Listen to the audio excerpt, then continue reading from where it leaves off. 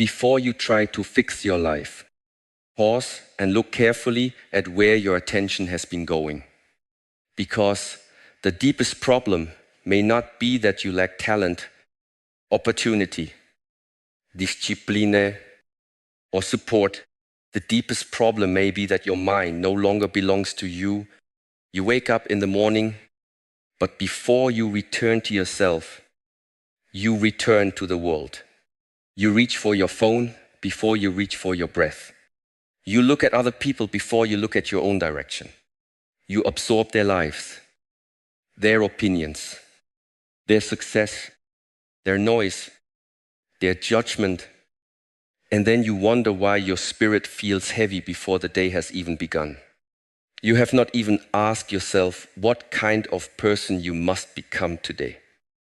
Yet you have already allowed strangers, memories, messages, and comparisons to decide the first emotion of your morning. This is how attention is stolen. Not always through one great disaster, but through 1,000 small permissions. One notification, one command, one old wound, one person who misunderstood you, one image that made you feel behind, one memory that pulled you backward, one conversation that reopened what should have remained closed. Slowly, quietly, piece by piece, your attention leaves your body, leaves your purpose, leaves your path, and begins living in places that cannot build your future. Then you say you are tired. You say you feel lost. You say you do not know why nothing is falling into place. But be honest with yourself. How can your life move forward when your mind is being pulled in 10 directions at once? How can you hear the call of your future when your inner world is crowded with the noise of the past? How can you build something strong when you keep handing the key to your peace to people who never earned the right to hold it? You keep explaining yourself to people who are committed to misunderstanding you. You keep proving your heart to people who are not interested in seeing it clearly. You keep defending your dream in rooms where no one respects the seat. You keep trying to win conversations that do not feed your soul. You keep chasing approval from people who have not even approved of themselves. And while you are doing all of this, your real life is waiting. Your work is waiting. Your body is waiting. Your discipline is waiting. Your peace is waiting. Your future is waiting for the energy you keep spending on things that do not deserve it. This is a very expensive way to live. Many people pay this price every day and call it effort. They believe they are fighting for their value, but in truth, they are dragging their value into a place too small to recognize it. A powerful person does not place the center of their life inside the eyes of other people. A person who is truly growing does not wake up every day asking who is watching, who is approving, who is doubting, who is clapping, who is silent. They ask a different question. Am I watching myself? Am I keeping the promise I made to myself? Am I protecting my time? Am I training my mind? Am I walking the path I said mattered to me? This is the difference between a person whose attention has been stolen and a person who has begun to take it back. The distracted person lives like a leaf in the wind. Praise lifts them.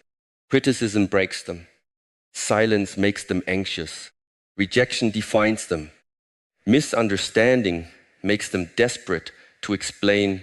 But the person who has returned to themselves begins to live like a tree.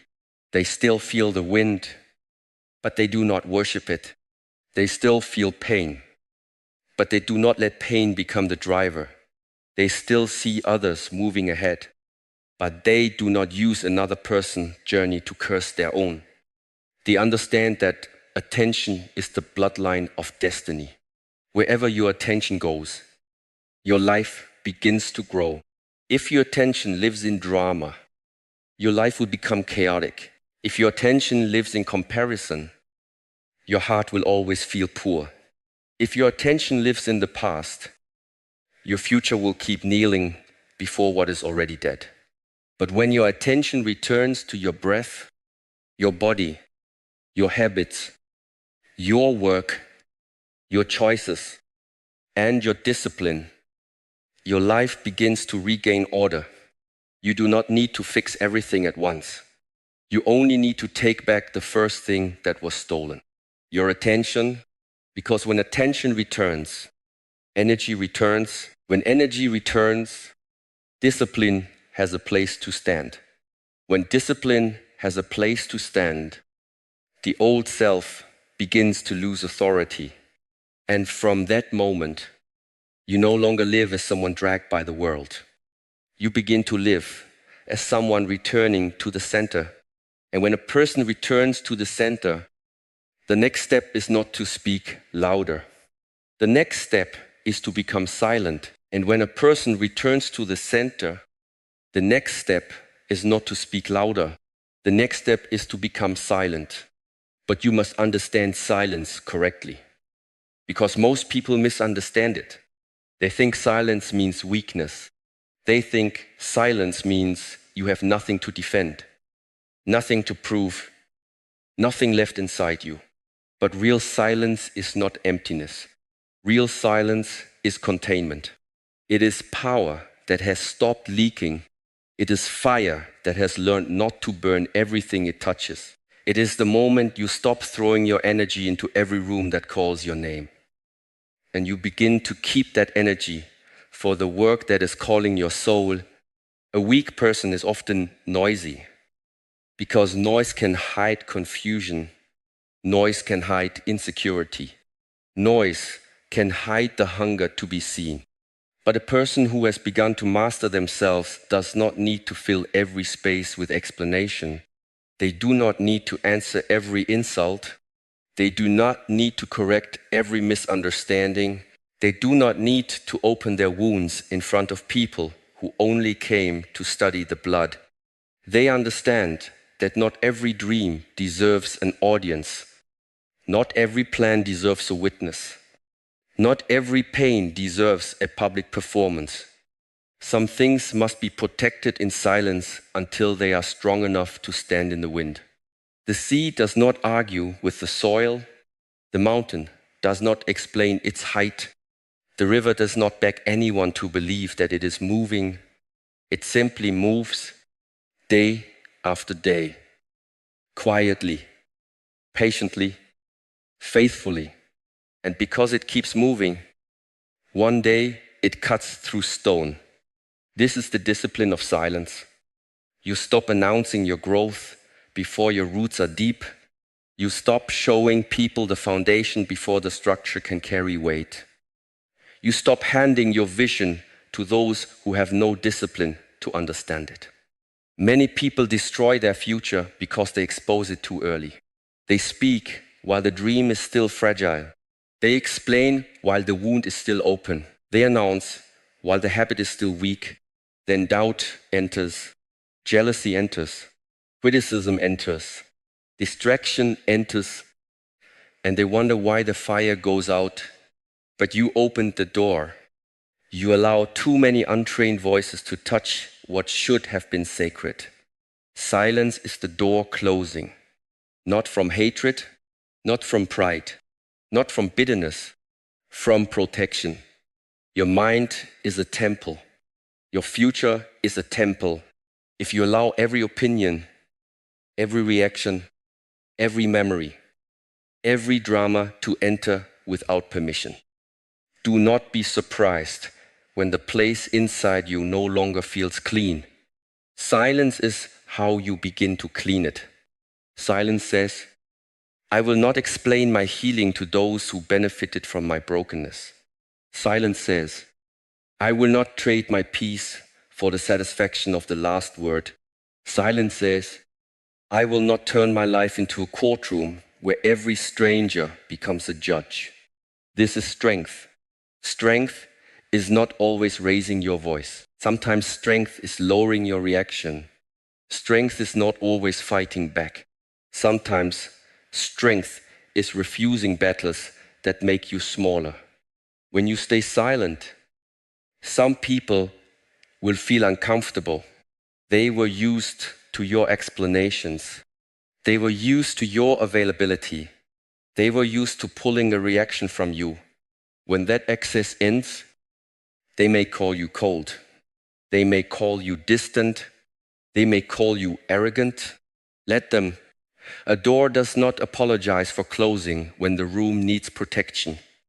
Your silence will reveal who respects your boundary and who only respected your openness. It will reveal who supports your growth and who only enjoyed your confusion. This is why silence is not passive. Silence is a filter. Silence is a shield. Silence is a training ground.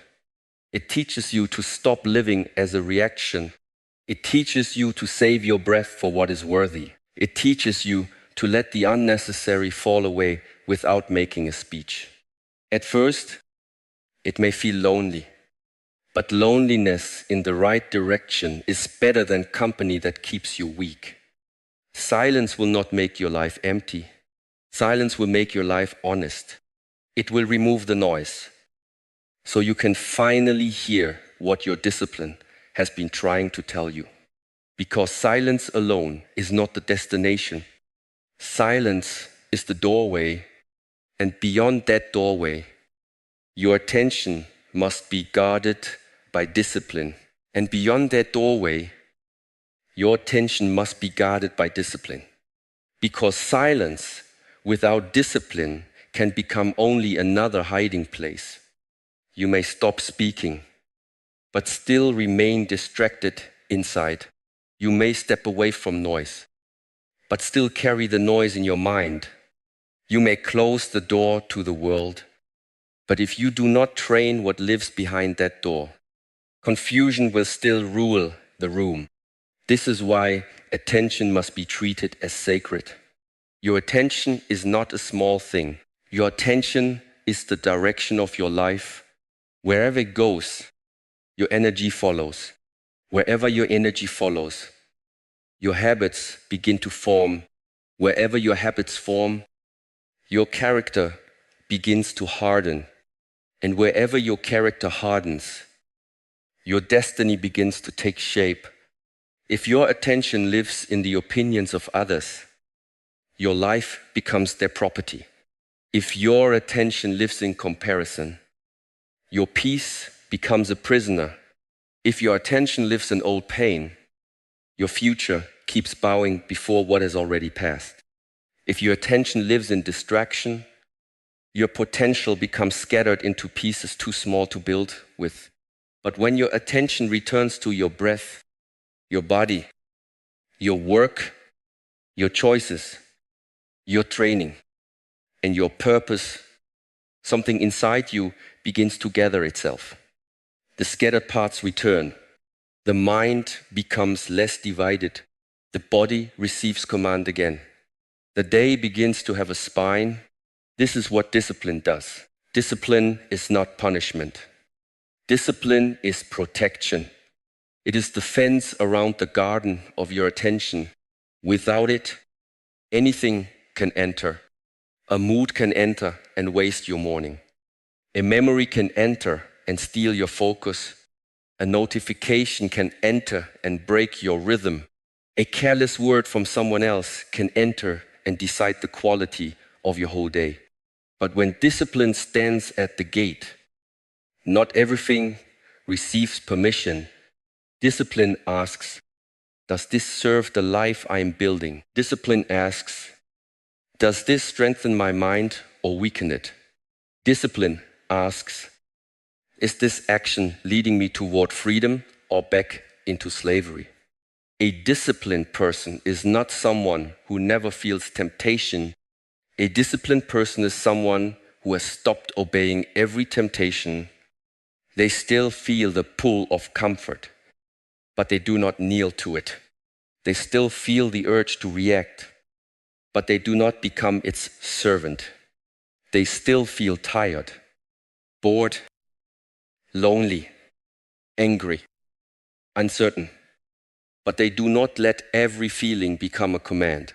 This is inner strength, not the absence of feeling, but the mastery of direction while feeling is present. Many people lose their life one unguarded moment at a time. They do not fall all at once. They fall by checking the phone when they promise to focus. They fall by feeding the same thought they promised to release. They fall by returning to the same person, the same habit, the same place, the same excuse, after they already knew it was weakening them. Then they look at their life and wonder why nothing has changed. Nothing has changed because attention has not been trained. Nothing has changed because discipline has not been allowed to become the guardian. You do not need a louder dream. You need a stronger gate. You do not need another promise made in emotion. You need a system that still stands when emotion disappears. Motivation may visit you, but discipline must live with you. Motivation may light the fire, but discipline must protect it from the wind. Every morning, the world will come for your attention. It will come through your screen. It will come through your memories. It will come through urgency that is not truly important. It will come through people who want access to your reaction. If you do not decide what matters, the world will decide for you.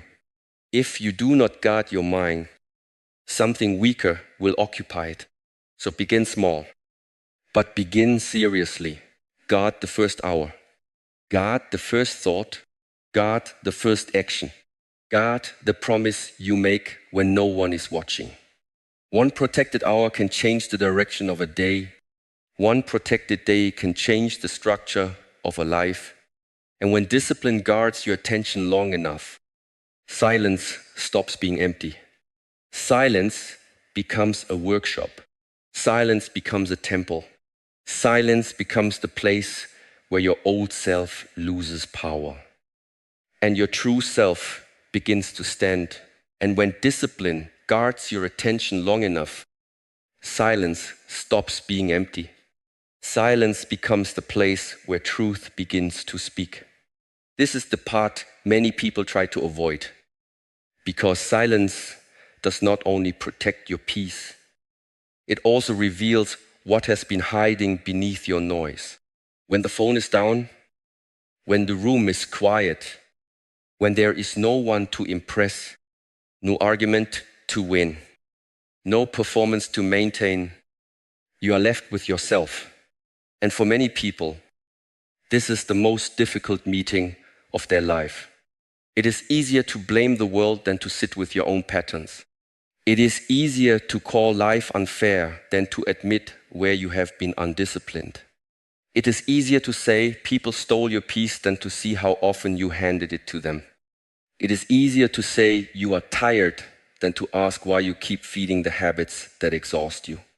But silence removes the escape routes. It places the truth in front of you and says, look, not with shame, not with cruelty, with honesty. And if you are brave enough to stay, this honesty becomes the beginning of freedom. You begin to see that the real battle is not only with people outside you. The real battle is with the untrained mind inside you. A mind that follows every feeling cannot build a stable life. A mind ruled by mood will betray the mission the moment the weather changes. One day it feels inspired. The next day it abandons the path. One day it speaks with fire. The next day it hides behind excuses. One day it wants transformation. The next day it protects comfort like a treasure. This is why the mind must be trained, not punished, not hated, trained. You do not become free by pretending anger is not there. You become free by seeing anger clearly and refusing to let it drive your hands, your tongue, your choices. You do not become strong by pretending fear is gone. You become strong by feeling fear and still walking in the direction of what is right. You do not become peaceful by never feeling loneliness. You become peaceful when loneliness arrives, and you do not run into the wrong company just to escape yourself.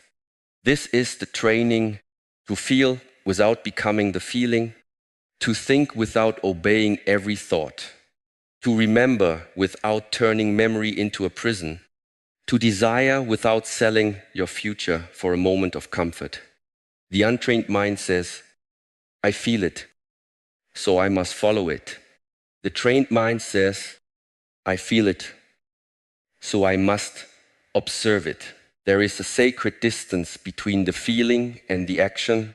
In that distance, your new life is built before you answer, breathe, before you accuse, examine, before you quit, rest, before you chase, ask what fear is speaking. Before you post, ask what hunger wants to be seen. Before you return to the old habit, ask whether you are choosing healing or repeating injury. This small space may look simple, but it is the doorway to mastery. Most people ruin years of progress because they cannot survive one moment of discomfort without reacting. They send a message, they raise the voice, they break the promise, they return to the person, they feed the addiction. They call it emotion, but often it is only poor training. A trained mind does not need the world to become calm before it practices peace. It practices peace while the world is still loud. It does not need perfect conditions before it chooses discipline. It chooses discipline while doubt, boredom, and resistance are still present. This is where you stop negotiating with weakness. This is where you stop treating every feeling like a law. This is where you become the one who watches the storm instead of becoming the storm. And as your mind becomes steadier, something powerful begins to happen. You no longer need to explain every wound. You no longer need to defend every silence. You no longer need to prove your heart to those who have chosen to misread it. Because the more you master your inner world, the less you need the outer world to validate your existence. Because the more you master your inner world, the less you need the outer world to validate your existence. This is where a deeper freedom begins. You stop living as if your life is a courtroom. You stop waking up with the need to defend your heart before people who have already chosen their version of you.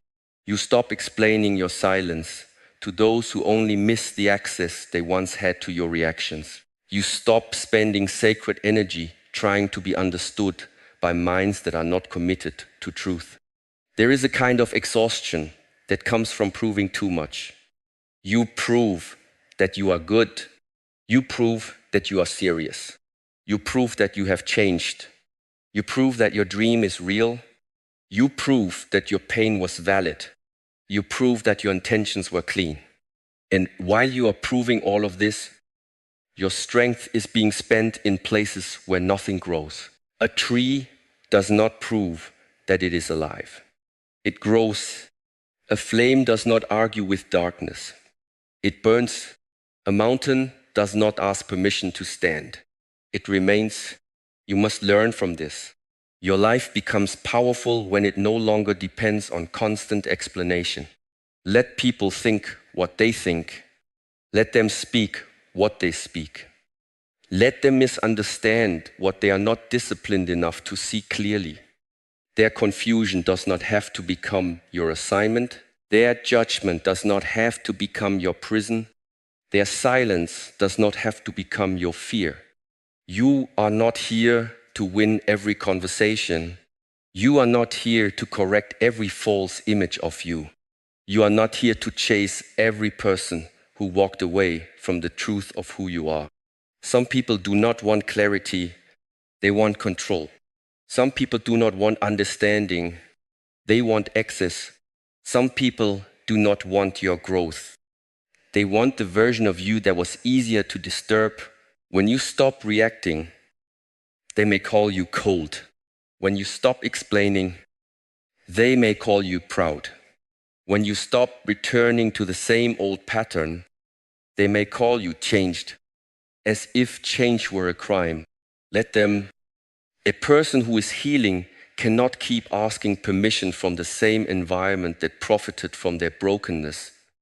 But be careful, because even the desire to prove people wrong can become a chain. Many people call it ambition, but it is still bondage. They say they will show everyone. They say they will become successful, so the people who doubted them will regret it. But if your whole life is built as a reaction to someone else, they are still living at the center of you. If your discipline depends on their doubt, if your work depends on their rejection, if your fire depends on their disrespect, then they are still holding the match. This is not freedom. Freedom is when they are no longer the reason you move. You move because your future deserves a guardian. You move because your body deserves strength. You move because your mind deserves peace. You move because the child within you has waited long enough for an adult to arrive. You move because you are tired of betraying yourself in small ways and calling it survival. Revenge keeps your energy tied to the wound. Restraint brings your energy back to the person you are becoming. The strongest version of you will not be born from hatred.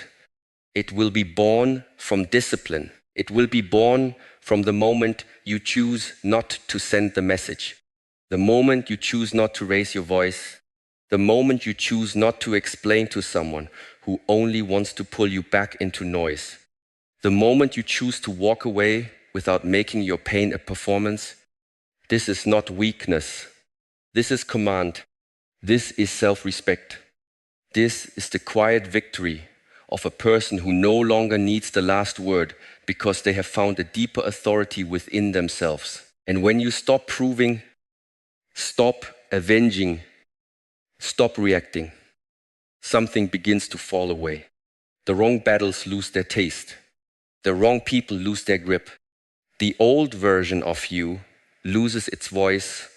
At first, this may feel lonely, but this loneliness is not emptiness. It is space being cleared. It is life making room for the hidden season where your real strength can be built. It is space being cleared. It is life making room for the hidden season where your real strength can be built. Do not be afraid when the noise begins to leave. Do not be afraid when the crowd becomes smaller. Do not be afraid when the old conversations no longer excite you, when the old places no longer feel like home, when the old version of you begins to feel like a stranger. This is not loss. This is separation. This is the moment life begins to remove what cannot walk with the person you are becoming. In the hidden season, many things will look quiet from the outside, but inside, a war is being won one small choice at a time. You may not receive applause. You may not receive understanding. You may not receive signs from everyone around you that you are doing the right thing, but the root grows in darkness before the flower is seen. The foundation is buried before the house is admired. The blade is placed in fire before it is trusted in battle. Do not insult the season that is shaping you simply because no one can see it yet. Some of the most important work of your life will happen in silence. In mornings when no one checks on you, in nights when no one comforts you, in hours when your only witness is your own conscience. This is where boundaries become sacred. A boundary is not hatred. A boundary is not arrogance. A boundary is not a punishment for others. A boundary is a line that protects the work being done inside you. It says, this place within me can no longer be entered by every mood, every demand, every memory, every person who only knows how to take. When you begin to set boundaries, people who benefited from your lack of them may become uncomfortable. They may call you distant because you no longer answer chaos immediately. They may call you cold because you no longer bleed in public. They may call you selfish because you finally stopped abandoning yourself to keep them comfortable. Let them speak. Their discomfort is not always proof that you are wrong. Sometimes it is proof that the old access has ended. Your silence will reveal who respects your growth and who only loved your availability. Your focus will reveal who supports your becoming and who preferred your confusion.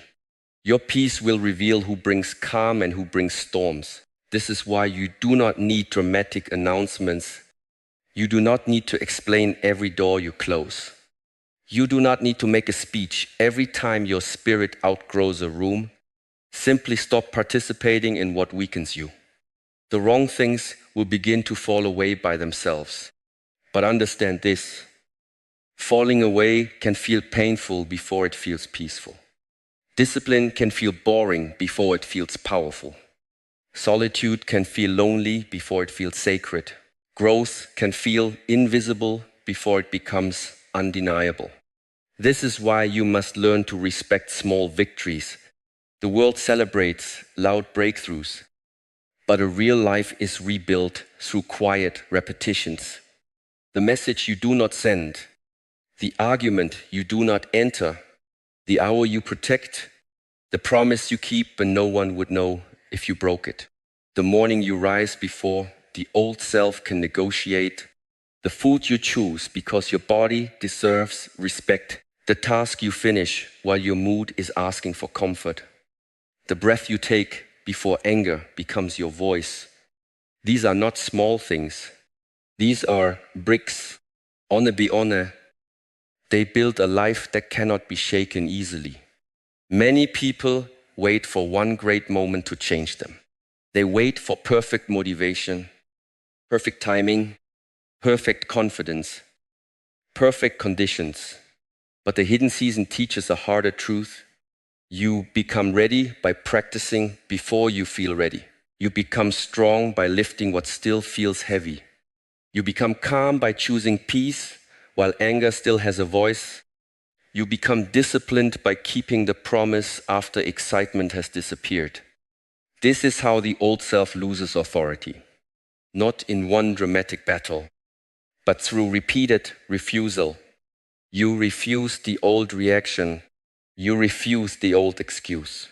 You refuse the old environment. You refuse to keep feeding what keeps you weak. And slowly, almost silently, your inner world begins to change its ruler. The scattered self steps down. The trained self begins to rise. And when these private victories are repeated long enough, you no longer simply have better habits. You begin to return to the throne within yourself. And when these private victories are repeated long enough, you no longer simply have better habits. You begin to return to the throne within yourself. There is a kingdom inside you, whether you have ruled it or abandoned it. Your thoughts are its messengers. Your habits are its workers. Your values are its laws. Your attention is its currency. Your body is its temple. Your breath is its gate. And if you do not sit on the throne, something else will. Fear will rule. Desire will rule. Old wounds will rule. The opinions of strangers will rule. The hunger to be seen will rule. The need to be right will rule. Then you will wonder why your life feels occupied, why your mind feels crowded, why your peace feels foreign, why your own body feels like a place you visit but do not truly inhabit. This is what happens when a person becomes a guest in their own inner world. They feel every emotion and obey it. They hear every thought and believe it. They remember every wound and worship it. They desire every comfort and sacrifice the future for it. But a person who returns to the throne does not live this way. They listen, but they do not obey everything. They feel, but they do not become every feeling. They remember, but they do not let memory become a prison. They desire, but they do not sell tomorrow for a small relief today. This is inner leadership. This is self-mastery.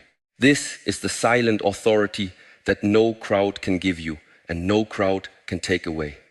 When you lead yourself from within, your outer life begins to change without begging the world to change first. Your decisions become cleaner. Your reactions become slower. Your standards become higher. Your words become fewer and heavier. Your time becomes protected. Your work becomes deeper. Your presence begins to carry weight. Not because you're trying to impress anyone, but because you are no longer leaking yourself everywhere. This is quiet power. Quiet power does not shout to be respected. It does not dominate the room. It does not embarrass others to feel strong. It does not need constant proof that it exists. Quiet power is the person who can leave without hatred, speak without trembling, listen without losing themselves, work without applause, and rest without guilt. Quiet power is when the inside and outside are no longer fighting each other. Most people are exhausted because they live divided.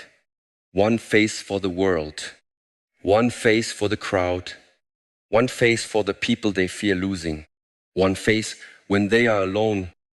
They spend so much strength maintaining an image that they have nothing left to build substance. But image est fragile. Image needs constant maintenance. Image begs for attention.